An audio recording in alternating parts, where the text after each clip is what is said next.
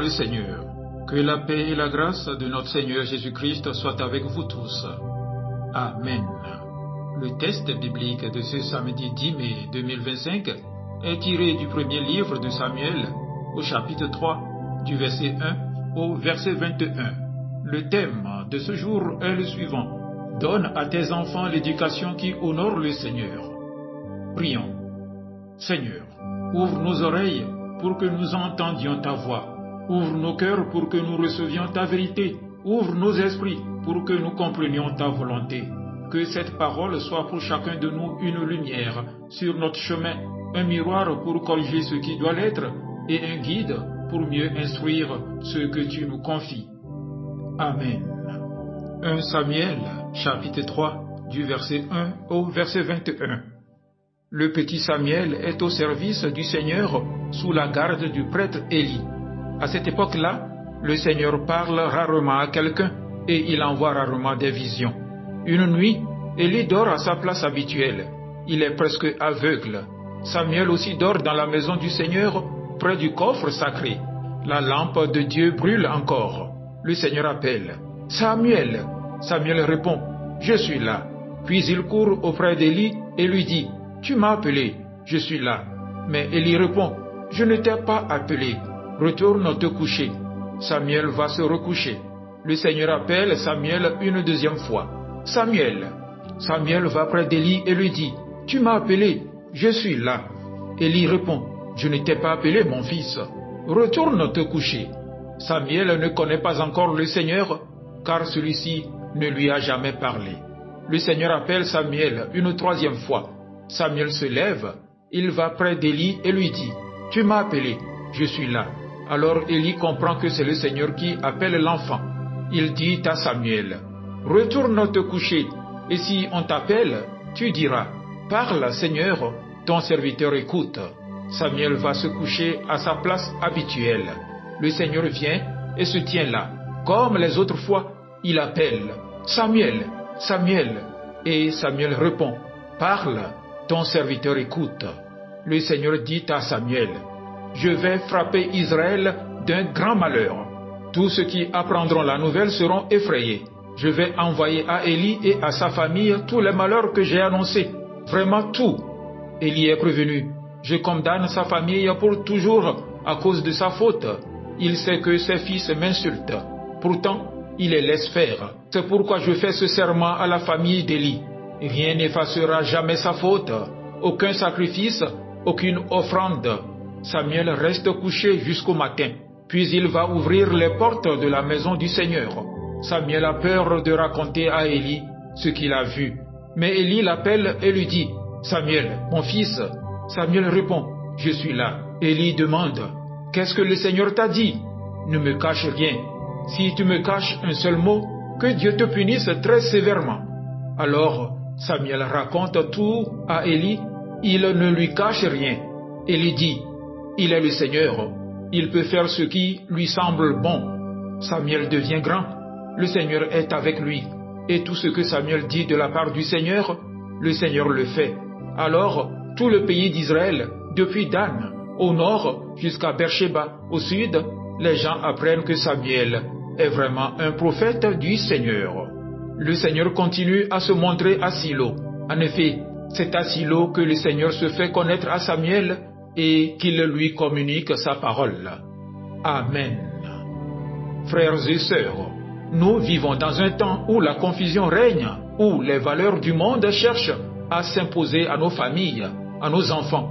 Plus que jamais, Dieu nous appelle à être des parents, des tuteurs, des formateurs qui élèvent une génération qui l'honore.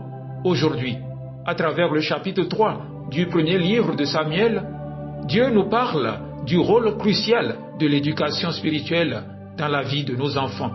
Ce passage nous présente deux modèles. Élie, un prêtre qui a manqué à sa responsabilité paternelle, et Samuel, un enfant élevé pour Dieu, devenu un instrument puissant entre ses mains. Le verset 1 dit, « À cette époque-là, le Seigneur parle rarement à quelqu'un et il envoie rarement des visions. » Cela nous rappelle-t-il notre époque? Peu de gens cherchent Dieu, peu de familles enseignent la crainte de Dieu. Les enfants entendent 1000 voix sur Internet, sur TikTok, dans les médias. Mais entendent-ils encore la voix de Dieu? Parents, grands-parents, éducateurs, avez-vous construit un foyer où la voix de Dieu est claire? Ou bien est-elle devenue rare, même dans votre maison? Élie était un prêtre respecté, un homme spirituel. Mais il a échoué là où cela comptait le plus, dans sa propre maison. Ses fils méprisaient le service de Dieu. Ils étaient violents, corrompus, impudiques. Élie les a avertis, mais n'a pas agi.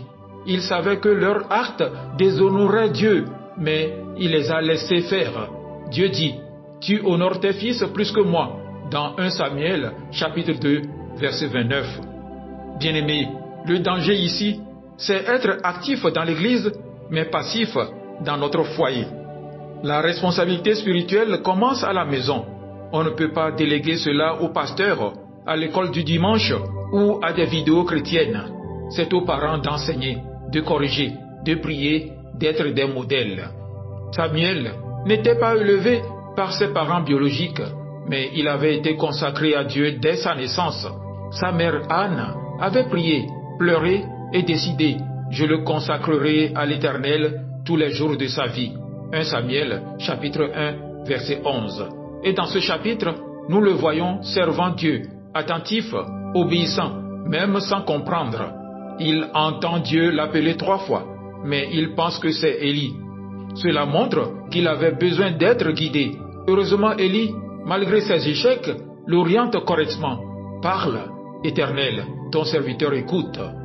Chers frères et sœurs, le fruit d'une éducation qui honore Dieu, c'est un cœur qui apprend à entendre Dieu. Parents que nous sommes, est-ce que nos enfants apprennent-ils à reconnaître la voix de Dieu? Est-ce que nous les apprenons à prier, à lire la Bible, à chercher la volonté de Dieu dans leurs décisions? À la fin du chapitre, nous lisons « Samuel devient grand, le Seigneur est avec lui. Et tout ce que Samuel dit de la part du Seigneur, le Seigneur le fait. » Dieu a confirmé Samuel, car il a répondu à l'appel. Il est devenu un prophète fidèle dans un temps de corruption religieuse. Ce que Dieu cherche, ce n'est pas seulement des enfants intelligents ou talentueux, mais des enfants disponibles pour lui. Et pour cela, il veut des parents qui le mettent en premier. Frères et sœurs, que nous enseigne ce texte aujourd'hui? Une maison où Dieu est ignoré produit une génération sourde à sa voix. Une éducation négligente, même dans un foyer religieux, peut conduire à la perte spirituelle. Une éducation qui honore Dieu forme des enfants capables d'entendre sa voix et de l'honorer. Si tu es parent, pose-toi cette question.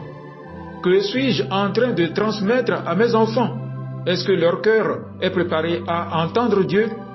Si tu es jeune, as-tu appris à dire « Parle, Éternel, ton serviteur écoute » Que Dieu nous aide, en tant que parents, éducateurs ou responsables, à transmettre une foi vivante et authentique afin que nos enfants soient des Samuel pour leur génération. Amen. Excellente journée à vous tous.